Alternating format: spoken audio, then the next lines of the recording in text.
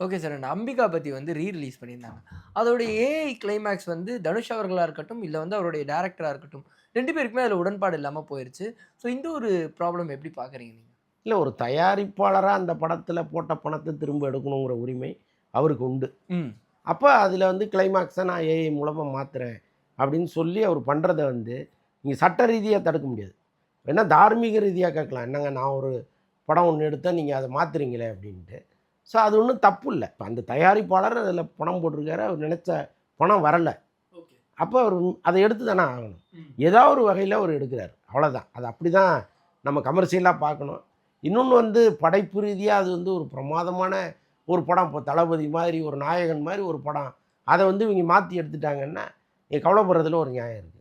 அப்படி இல்லையே அது. அதனால வேற வழி இல்ல. அத மாத்தி தான் ஆகணும். மாத்தி அந்த படம் ஓடுச்சுன்னா, அன்னைக்கு இவங்க வந்து ஒரு வேளை சந்தோஷப்படுவாங்களா என்னன்னு தெரியல. மேபி அப்படி ஒரு எண்ணம் வர்றதுக்கான வாய்ப்புகள் இருக்கு அப்படிங்கிறீங்க. தெரியல. பட் ஆனா, இவங்க வந்து இல்லங்க அது மாத்தக்கூடாது. அதோடைய ஜீவனே கெட்டு போச்சுன்னுலாம் சொல்ல முடியாதுன்னு சொல்றேன் நான். புரியுது சார். ஏன்னா, பணம் போட்டவருக்கு எல்லா உரிமையும் இருக்குல்ல. அத அவரு செய்றாரு.